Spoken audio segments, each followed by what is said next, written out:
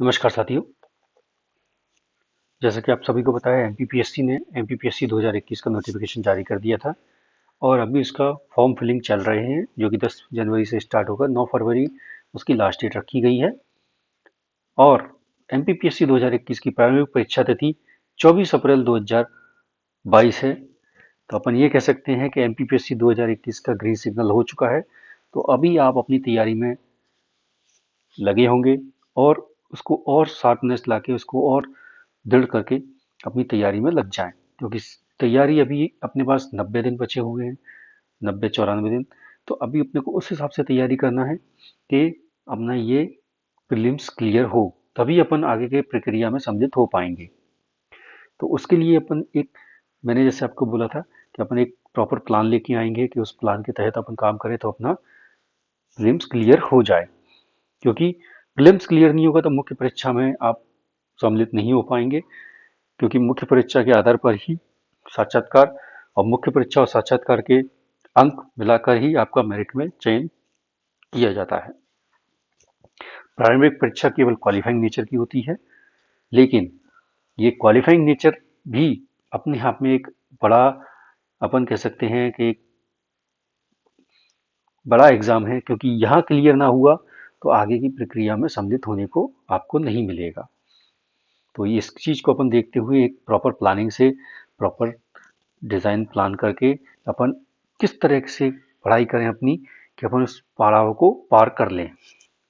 तो जैसा कि मैंने देखा, मैंने एक अध्ययन किया, एनालाइज किया, उसके आधार पर मैं आपको एक 90 डेज प्लान दे रहा हूँ। अभी भी अगर कोई तैयारी करेगा 90 डेज की प्रॉपर प्लानिंग से, तो आप अभी भी इस परीक्षा को क्रैक कर सकते हैं 90 डेज में। तो सबसे पहले अपन देखते हैं इसका सिलेबस क्या है, क्योंकि बिना सिलेबस के आधार पर किसी चीज को अपन काम को करने जाएं तो सबसे पहले उसकी रणनीति बनानी पड़ेगी। रणनीति के साथ में उसका क्या आधार रहेगा, वो आधार देखना पड़ेगा। तो अपने परीक्षा में क्या आधार रहता है अपने पास? एक सिलेबस। क्योंकि सिलेबस नहीं होगा, कोई पाठ्यक्रम नहीं होगा, तो अपन उस चीज पे चल ही नहीं पाएंगे। जब रास्ता ही नहीं होगा तो चलोगे कहाँ पर? किस चीज की रणनीति बनाओगे जब गोल ही डिसाइड नहीं होगा? तो उस चीज को अपन देखेंगे कि अपना सिलेबस क्या है और किस किस तरीके से अपन उस सिलेबस को कर सकते हैं। तो अपना सिलेबस आप देख सकते हैं। एमपीपीएससी 2020 की परीक्षा जिन्होंने दी हो छात्रों ने, वो जानते हैं कि अभी सिलेबस चेंज हुआ है एमपीपीएससी 2020 में, 20 में ही चेंज किया है। तो उसमें उन्होंने क्या किया है, अभी सिलेबस को 10 इकाइयों में विभाजित किया है, 10 यूनिट्स में डिवाइड कर दिया है, और कुछ एक नई इकाई भी इसमें सम्मिलित की गई है। तो जैसा कि आप देख पा रहे हैं, अभी ये अपनी 10 इकाइयां अपन देखते हैं। मध्य प्रदेश का इतिहास, साहित्य और संस्कृति, ये इकाई 1 है, यूनिट 1 है। इसमें उन्होंने सब टॉपिक दिए हैं, जिससे और अपने को सटीकता मिल गई कि अपने को ये टॉपिक पढ़ने हैं। ठीक। दूसरा है मध्य प्रदेश का इतिहास, वो भारत का इतिहास, सॉरी, भारत का इतिहास। अब भारत के इतिहास में भी उन्होंने सीधा क्लियर कर दिया सब टॉपिक देके कि आपको ये चीजें पढ़नी है, इनसे ही प्रश्न पूछे जाएंगे। सेम आप देखें मध्य प्रदेश का भूगोल, भूगोल में आप देखिए सब चीज उन्होंने क्लियर कर दी है सब टॉपिक्स के माध्यम से। 6 सब टॉपिक दिए हैं, इन चीजों को आप पढ़िए। आपको 99% प्रश्न यहीं से मिलेंगे, क्योंकि 1% का मार्जिन अपन इसलिए लेके चल रहे हैं, क्योंकि कभी कभी क्या होता है कि कोई जो पेपर सेट करने वाला है, उसके माइंड में पता नहीं कहाँ से कौन सी बात आ जाए, वो उसको उठा के क्वेश्चन बना के रख दे। तो एक आध परसेंट क्वेश्चन अपन मान के चल सकते हैं कि वो आउट ऑफ सिलेबस भी हो सकता है।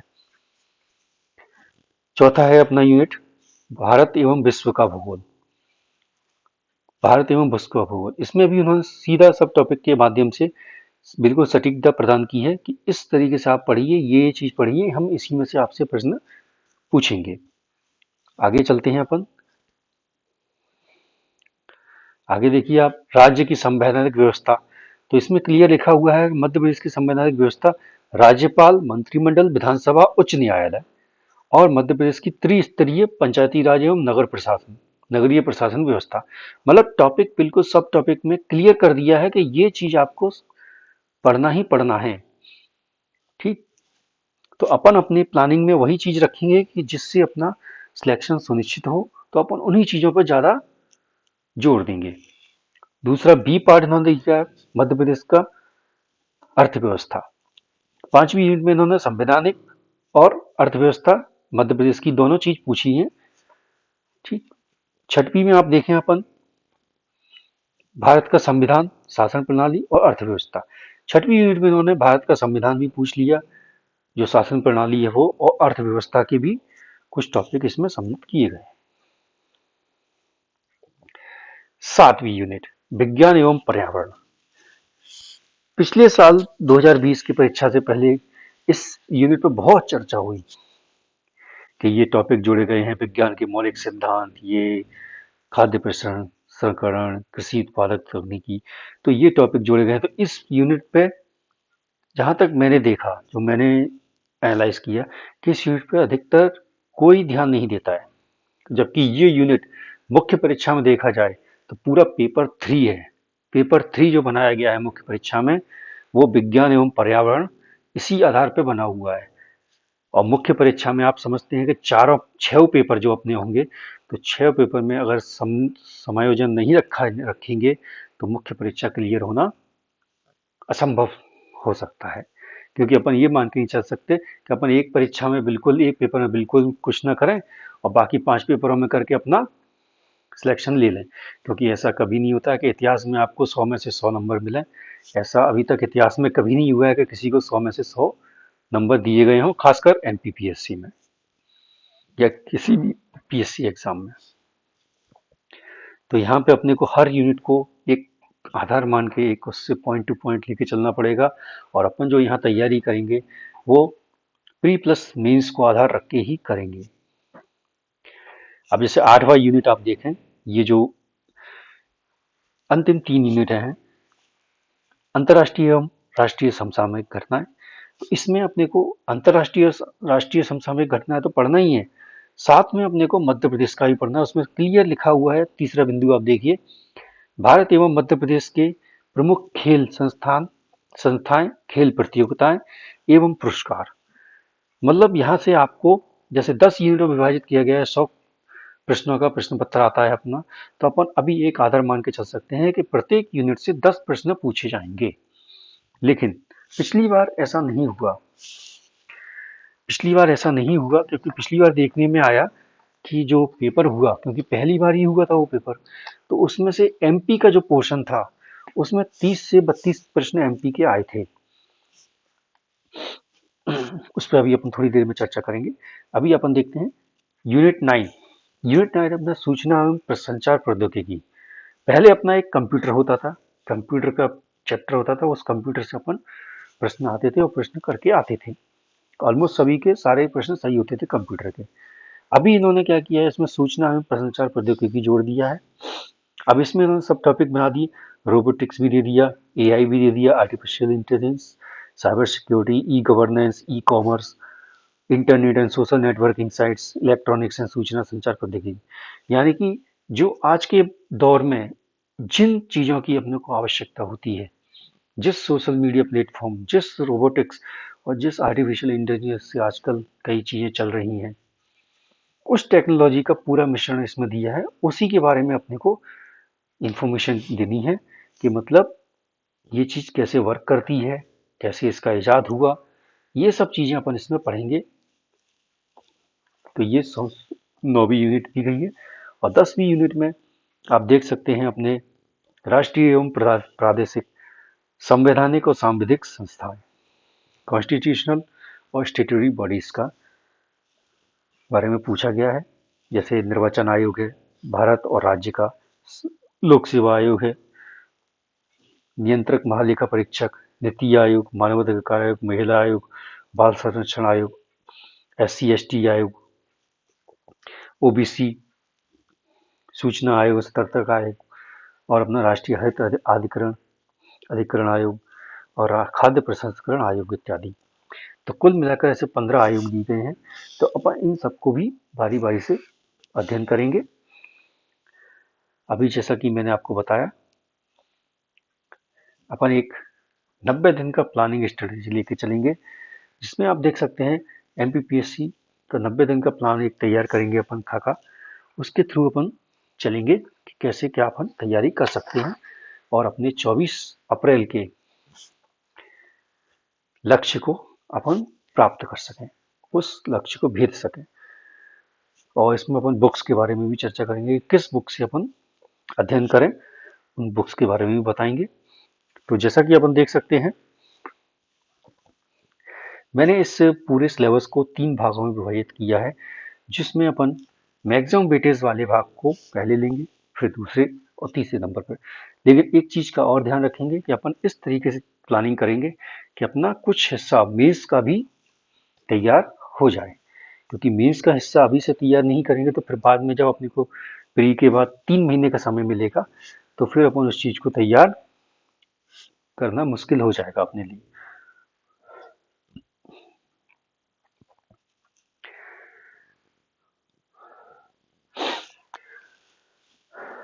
तो मैंने अभी इनको जैसे डिवाइड किया है, तो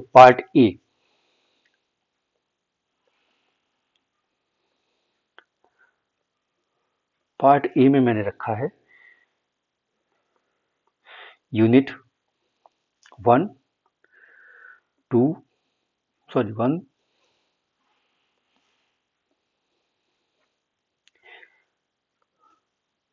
1, 3 और 5। 1, 3 और 5 इस यूनिट को मैंने रखा है पार्ट ए में, जो कि अपने पूरे एमपी को कवर करती है। अब इस एमपी में अपन मध्य प्रदेश का इतिहास, संस्कृति और साहित्य पढ़ेंगे। तीसरी यूनिट में अपना है मध्य प्रदेश का, जैसा कि मैंने आपको बताया सिलेबस अपन देखते हैं, मध्य प्रदेश का भूगोल, जिसमें वन, वन उपज, वन्य जीव, मतलब पूरा फॉरेस्ट, नदियां, पर्वत श्रृंखलाएं, जलवायु, प्राकृतिक खनिज संसाधन, परिवहन, सभी चीजें मतलब इसमें शामिल हो गई, जो भी भौगोलिक दृष्टि से अपने लिए जानना जरूरी है। तो इस नजरिए से अपन देखें तो अपना पार्ट ए में अपन ने पूरा एमपी को रखा है, क्योंकि ये अपना जो एमपी का पार्ट है, ये अपना करीब करीब 3 यूनिट दी गई हैं। पिछले जो एमपीपीएससी 2020 की परीक्षा हुई है उसमें इसमें से 30 से 32 प्रश्न पूछे गए थे। तो अपन इसमें कैसे भी मोटा माटी मान के चले, सभी को करंट को भी मिला दें, या क्योंकि सात सात 8वीं यूनिट में अपन देख सकते हैं तो वहां भी मध्य प्रदेश के बारे में कुछ क्वेश्चन पूछे गए हैं। तो अपन उन सब चीजों को पार्ट को देखते हुए, और 10वीं यूनिट में जो मध्य प्रदेश की निर्वाचन आयोग, लोक सेवा आयोग के बारे में पूछना है, तो उन सभी प्रश्नों को अगर मिलाएं अपन, तो देख सकते हैं कि 35 से 40 प्रश्न, कितने, 35 से 40 प्रश्न अपने एमपी से ही पूछे जाएंगे। किससे?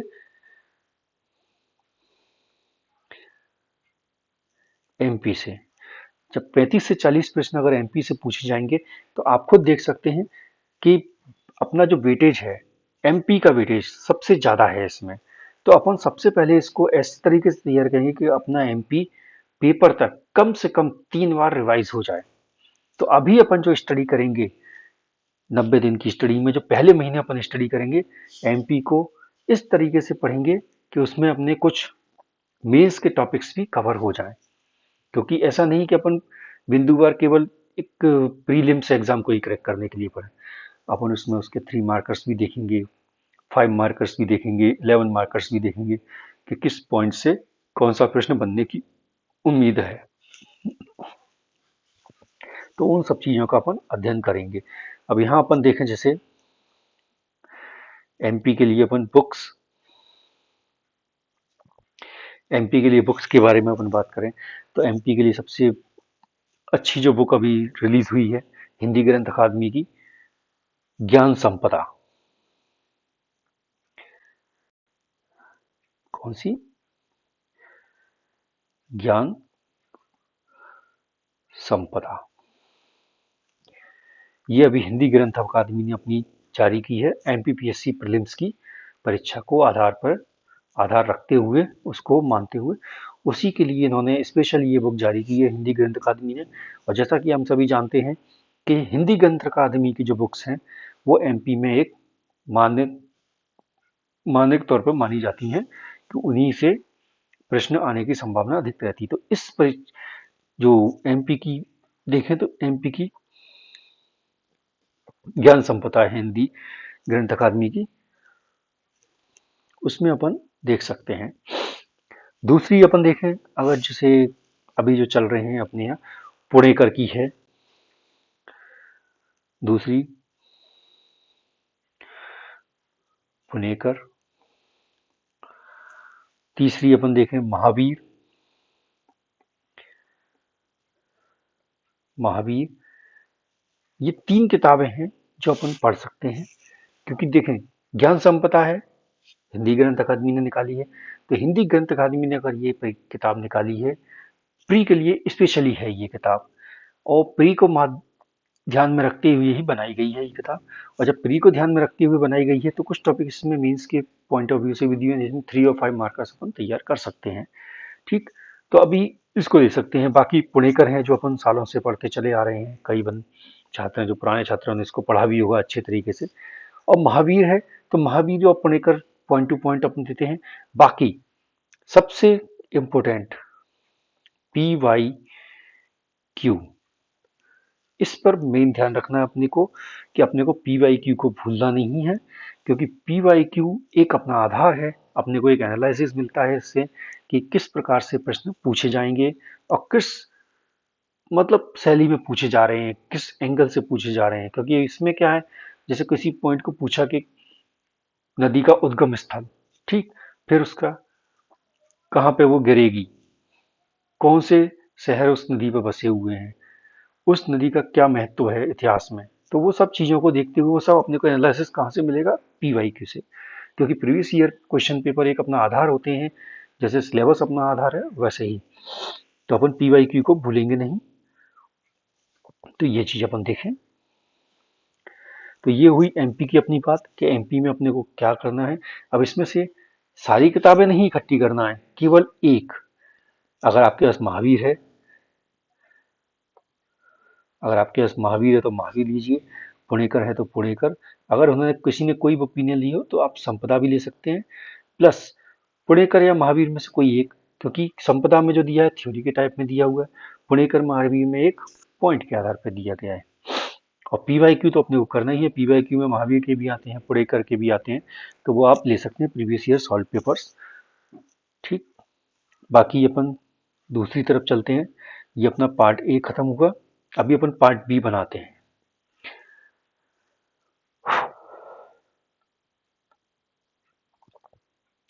अभी अपन पार्ट B लेते हैं।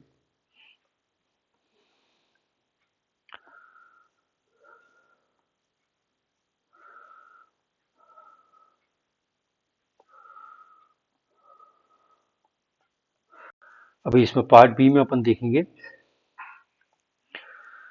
अभी अपन ने पार्ट A में अपना देखा UMP के बारे में। पार्ट A में अपन ने MP को लिया। MP के साथ में अपन चाहे तो एक पार्ट A में अपन जोड़ सकते हैं यूनिट 6। यूनिट 6, अगर अपन यूनिट 6 को इसमें जोड़ते हैं, यूनिट 6 में क्या है अपना, भारत की राज्य व्यवस्था और अर्थव्यवस्था। तो यूनिट 6 को अगर अपन इसमें जोड़ते हैं तो अपना क्या होता है, अगर अपने यूनिट 6 में जोड़ा,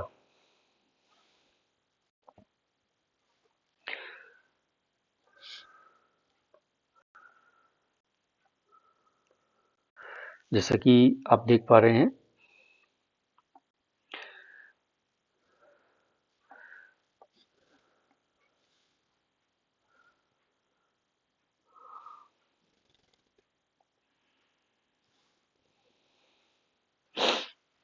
यूनिट 6, जैसा कि अपन देखा, अगर इसमें पार्ट ए में अपन यूनिट 6 को जोड़ते हैं, तो जैसा कि अपन ने पहले देखा कि एमपी का अपन स्टडी करेंगे तो 35 से 40% अपन कवर कर रहे हैं, 35 से 40 क्वेश्चन अपन क्लियर कर लेंगे। अगर इसी यूनिट में अपन पार्ट ए में यूनिट 6 को और ऐड कर दें, तो अपन इसमें यूनिट 6 को ऐड करते ही अपने करीब करीब 7 क्वेश्चन और जुड़ जाएंगे, 7 से 10 क्वेश्चन। ठीक, 7 से 10 क्वेश्चन अगर जुड़ते हैं तो अपन कितने, 7 से 10 क्वेश्चन, अगर 7 से 10 क्वेश्चन अपन इसमें यूनिट 6 के मान के चलें, तो अपना जो वेटेज है वो हो गया करीब 45 से 50 क्वेश्चन। मतलब अपन ने 4 यूनिट से ही 45 से 50 क्वेश्चन का वेटेज कवर कर लिया। और अपना टारगेट क्या रहेगा, 80 क्वेश्चंस।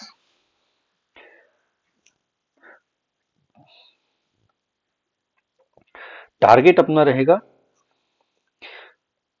टारगेट है अपना कितने, 80 प्लस क्वेश्चंस। क्योंकि 80 प्लस क्वेश्चन अपन टारगेट लेके चलेंगे, तब अपन किसी चीज के एक नजदीक पहुंच पाएंगे। क्योंकि जिस प्रकार अपनी इस 2020 का रिजल्ट आया है अभी जो, उसको देखें तो वहां अपन एक अनुमान लगा रहे थे कि 65 के समथिंग कट ऑफ जाएगा, 63 और 65 के बीच में। लेकिन क्या हुआ, 70 क्वेश्चन का कट ऑफ आया जनरल कैटेगरी का। बाकी कैटेगरी वाइज अलग अलग कट ऑफ है, लेकिन मैक्सिमम जो कट ऑफ आया वो 140 मार्क्स का, यानी कि 70 क्वेश्चंस का। तो अपन 80 प्लस क्वेश्चंस का एक अनुमान लगा के चलें तो अपन उसको इजीली क्वालिफाई कर सकते हैं। तो अपना ये टारगेट रहेगा। अब जैसे मैंने आपको बताया पहले कि यूनिट 1, 3, 5 प्लस यूनिट 6, क्योंकि ये भी एक इजी यूनिट मान के चले तो अपन इसको कर सकते हैं। अब यूनिट 6 के लिए अपन बुक्स कौन सी देखें, यूनिट 6 के लिए अपन बुक देखेंगे, यूनिट 6 के लिए अपना बुक है जो सबसे मानी हुई बुक मानी जाती है आज की डेट में, तो अपन उसी बुक का अनुसरण करेंगे, एम लक्ष्मी कांत। क्यों करेंगे इसका, क्योंकि एम लक्ष्मीकांत क्या है, एक आधार माना गया है मध्य प्रदेश या भारत के राज्य व्यवस्था का। एक आधार माना गया है कि इसमें से कोई भी प्रश्न नहीं जाएगा, और इसमें से आप पढ़ेंगे तो आपको लगेगा कि हाँ मैंने कुछ पढ़ा। तो एक ये है। अगर आप शॉर्ट में लेना चाहते हैं तो दृष्टि के क्विक रिवीजन भी आए हैं, तो वो भी याद रख सकते हैं। वाणी पब्लिकेशन की भी ले सकते हैं आप, तो वाणी पब्लिकेशन में शॉर्ट एंड स्वीट दिया गया है, एनसीईआरटी का निचोड़ है, और ऐसे ही इसका अपनी एम लक्ष्मीकांत का भी उसमें पॉइंट्स डाले गए हैं। और दृष्टि का क्विक रिवीजन आप देख ही सकते हैं। तो ये 2-3 बुक्स हैं जो आप ले सकते हैं यूनिट 6 के लिए। तो इस प्रकार अपन 45 से 50 क्वेश्चन की तैयारी केवल 4 यूनिट से कर सकते हैं। अब जैसे अपन देखें, टारगेट अपना रहेगा 80 प्लस क्वेश्चन। अब पार्ट बी में जाएं अपन, किस में जाएं, पार्ट बी।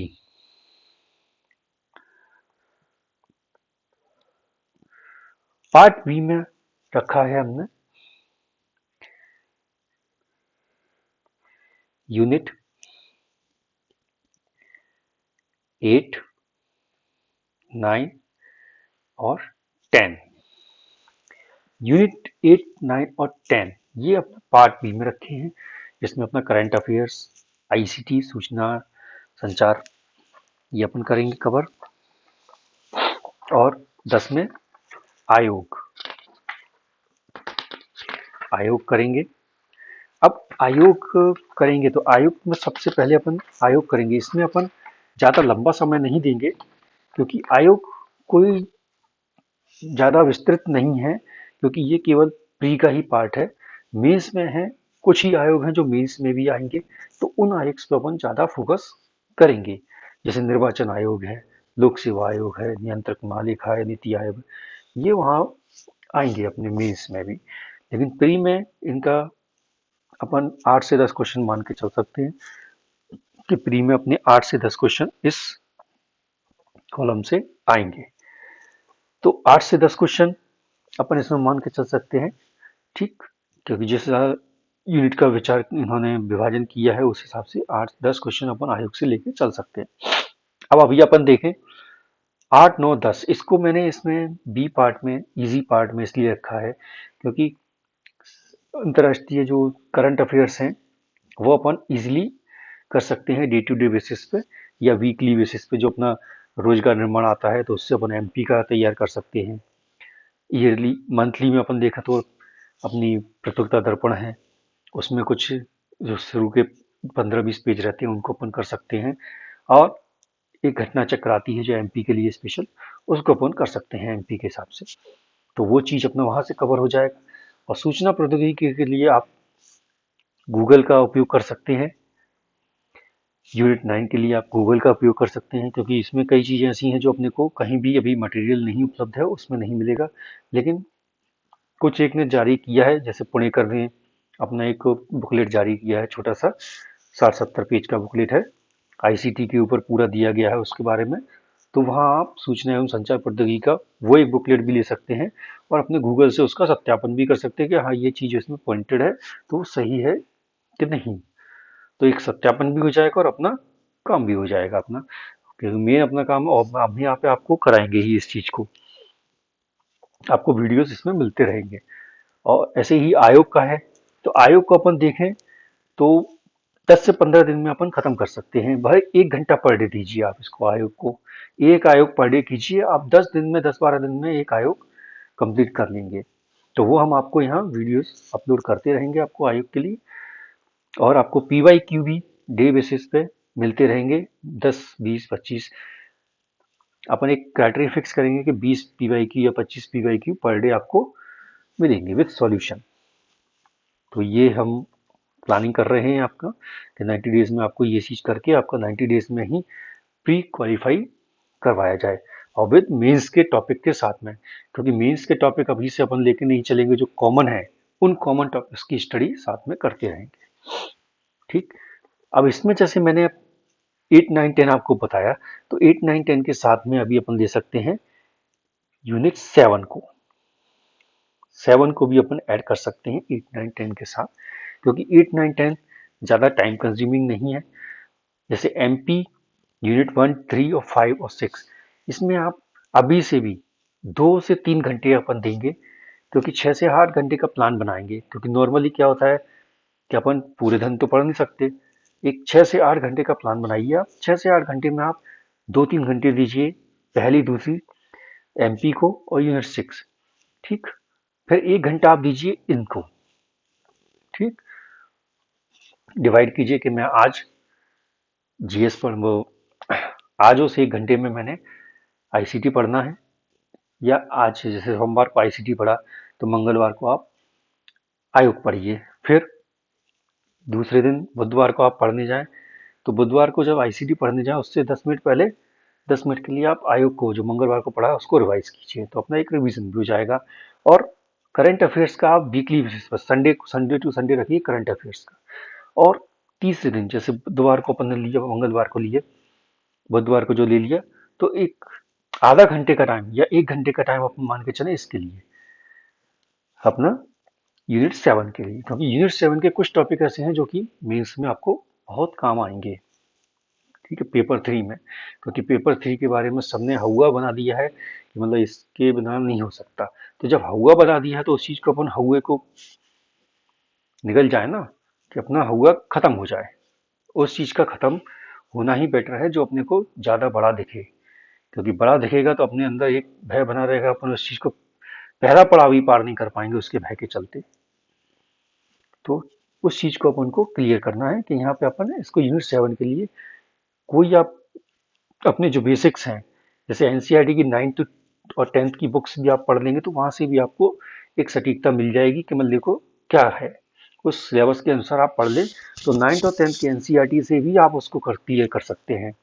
या फिर आप लूसेंट की सामान्य विज्ञान आती है उसको आप ले लेंगे तो आपका प्री मेंस दोनों कवर अप हो जाएगा उससे। ठीक।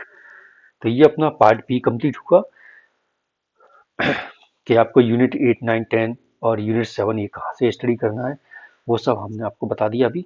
कि 7 के लिए आप लीजिए अपना एनसीईआरटी 9, 10 कर सकते हैं, तो नहीं तो आप लूसेंट का सामान्य विज्ञान ले लीजिए, और बाकी हमारे वीडियोस आपको अपलोड कर दिए जाएंगे, करते रहेंगे समय समय पर, जिससे आपको गाइडेंस मिलता रहेगा और आपको एक टॉपिक वाइज स्टडी मिलती रहेगी।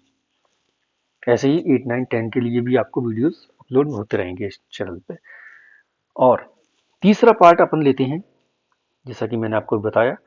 अब इन तीन, एक चीज रह गई, सॉरी, 8, 9, 10 और 7, इन 4 यूनिट से मैंने आपको बोला 45 से 50 क्वेश्चन। अब इन 4 यूनिट से अपन मान के चलते हैं कितने क्वेश्चन, इन 4 यूनिट से अपन करेंगे करीब 35 से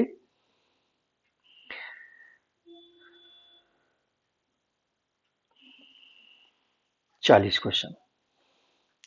35 से 40 क्वेश्चन इस 4 यूनिट से कवर करेंगे। जैसे कि पिछले उसमें अपन देखा कि एमपीपीएससी 2020 का जो एनालिसिस किया उसमें यूनिट 10 से ही 8 से 10 क्वेश्चन पूछे गए थे, 9 से पूछे गए थे करीब अपने 8-9 क्वेश्चन, और यूनिट 8 से 10 से 12 प्रश्न पूछे गए थे, और 7 से 7-8 क्वेश्चन पूछे गए थे। ये 35-40 हैं। तो अपन जो पिछले जो मैंने अभी बताया आपको एमपी का पार्ट जो पढ़ाया पार्ट ए में एमपी के पोर्शन में, तो वहां मैंने इसका जो एमपी के आयोग के थे वो भी प्रश्न वहां जोड़ दिए थे। तो वहां पे अपन 5 प्रश्न कम कर सकते हैं। 40 से 45 का वेटेज वहां रहेगा अपना। तो ये 35 से 40 यानी कि अपना टोटल इन 8 यूनिट से ही 80 प्लस क्वेश्चंस का टारगेट कंप्लीट होता है, केवल इन 8 यूनिट से। ठीक, लेकिन अपने को ये 8 यूनिट तो पढ़नी ही पढ़नी है, साथ में अपने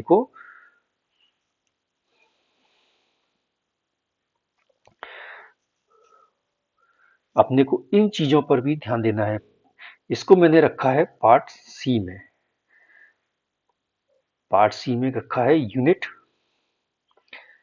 जिसको अपन बहुत विस्तृत मानते हैं कि ये यूनिट बहुत बड़ी हैं, वास्ट हैं। इनका सिलेबस भी बहुत वास्ट रहता है कि इन यूनिट्स को तैयार करने में बहुत समय लगता है अपने को। तो मैंने आपको वही बोला कि अपन बहुत चीज पहले करेंगे जिससे अपना सिलेक्शन सुनिश्चित हो और जल्दी हो। ठीक, लेकिन अपने को ये चीज भी नहीं भूलनी है कि जो यूनिट 2 और 4 है, ये यूनिट 2 और 4 अपना पेपर 1 कवर करता है, मेंस का पेपर 1 कवर करता है, और प्री में भी करीब 15 से 20 क्वेश्चन का वेटेज रखता है। ठीक, कितना? 15 से 20 क्वेश्चन का वेटेज रखता है प्री में भी। अब 15 से 20 क्वेश्चन का वेटेज रखता है तो अपन इस पे ज्यादा फोकस तो कर नहीं सकते, लेकिन अपन ये कर सकते हैं, इसमें एक काम कर सकते हैं कि इसको अपन, जैसे मैंने अभी डिवाइड किया आपका, एक सेकेंड, जैसे मैं अभी आपको एक चीज क्लियर करता हूं।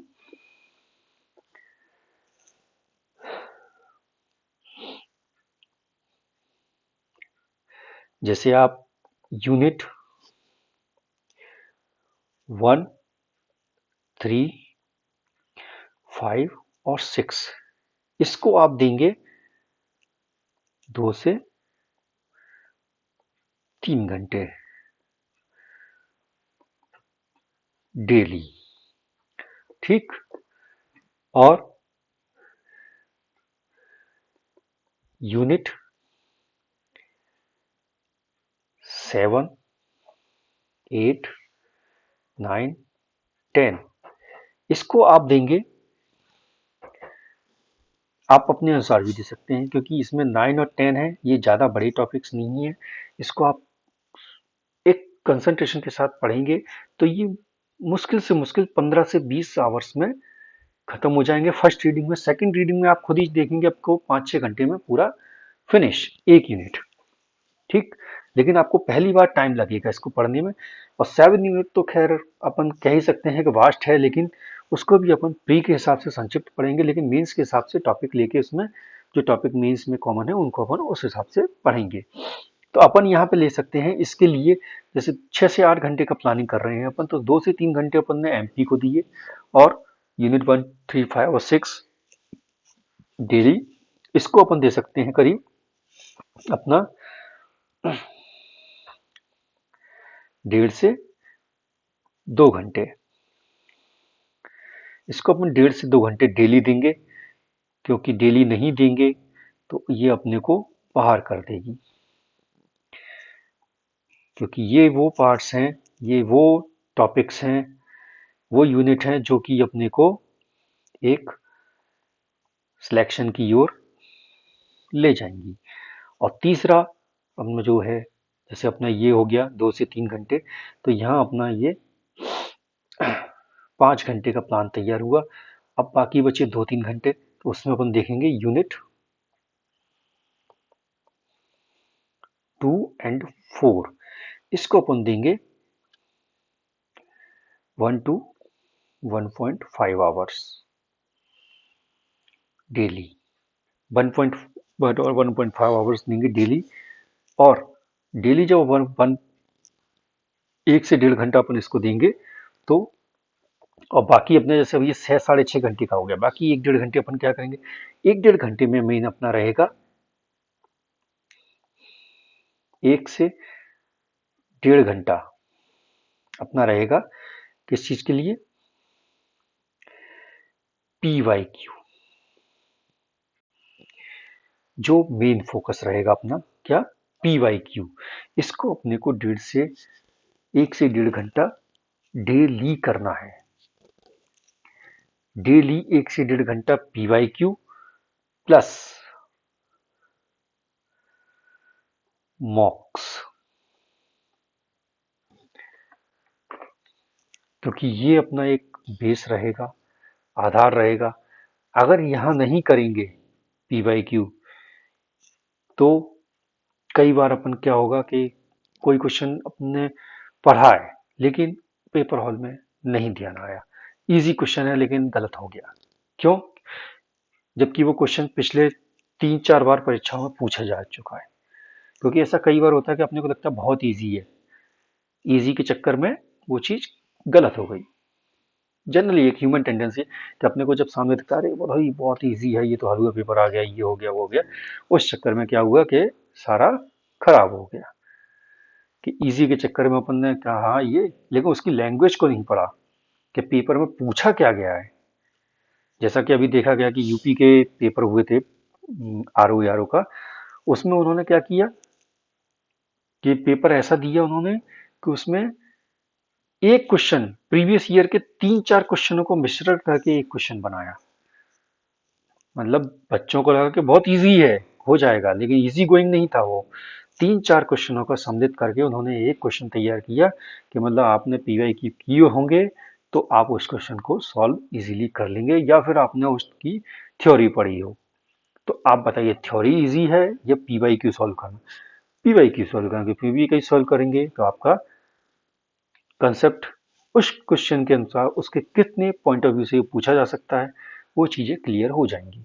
तो इसलिए PYQ को 1 से 1.5 घंटा, 5 से 10 साल के PYQ भी ओपन कर लेंगे तो उसमें क्या है, 5 से 10 साल के PYQ में अपने को एक आधार मालूम पड़ जाएगा, एक क्वेश्चन का पैटर्न, क्वेश्चन कितने तरीके से पूछा जा सकता है, वो सब चीजें अपने आ जाएंगी, और कुछ पॉइंट उसी में अपने को याद भी हो जाएंगे जिसको अपन कभी भूलेंगे नहीं।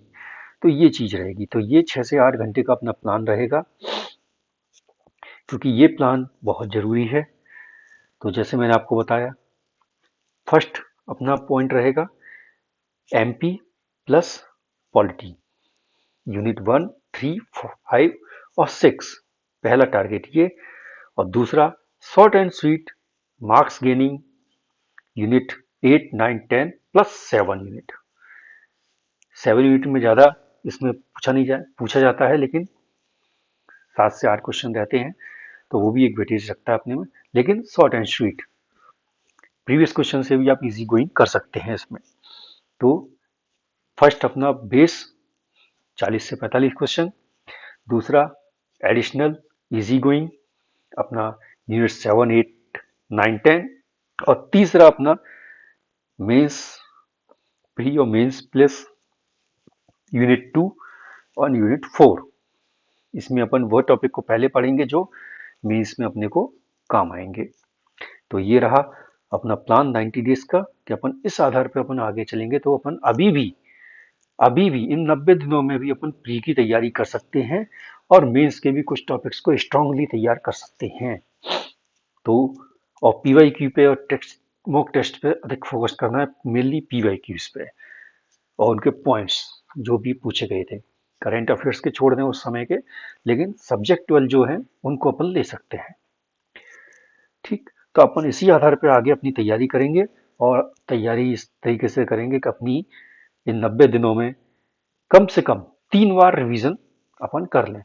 पहली बार टाइम लगता है, कोई चीज 10 दिन में हो रही है पहली बार में तो वो दूसरी बार में वो 7 दिन लेगी, तीसरी बार में वो 2 3 दिन में ही फिनिश हो जाएगी, क्योंकि अपन उस नोट्स को इस तरीके से तैयार करेंगे कि वो शॉर्ट एंड स्वीट होता जाए, कि जब रिवीजन का टाइम आए तो अपना एक बुक लिया, अपने एक कॉपी उठाई और उसी में अपने सारे टॉपिक्स रिवाइज कर मारे। तो अपन उस हिसाब से सिनॉप्सिस बनाएंगे, उस हिसाब से नोट्स बनाएंगे प्रॉपर डिजाइन करके कि अपन एक पेज में एक आयोग को कैसे संग्रहित करें।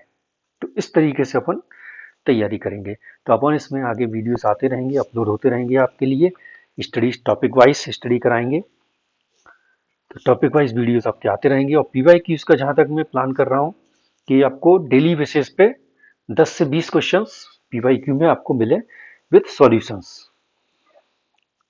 ठीक, तो ये मेरी प्लानिंग है। तो अपन मिल के साथ में इस एमपीपीएससी के लक्ष्य को, जो 24 अप्रैल 2022 अपना लक्ष्य है, उसको अपन तय करें और अपने मुख्य परीक्षा की सूची में अपना नाम सम्मिलित करें और एमपीपीएससी 2021 क्लियर करके अपने एक पद अपने नाम पे सुनिश्चित करें। तो सभी को बेस्ट ऑफ लक, धन्यवाद।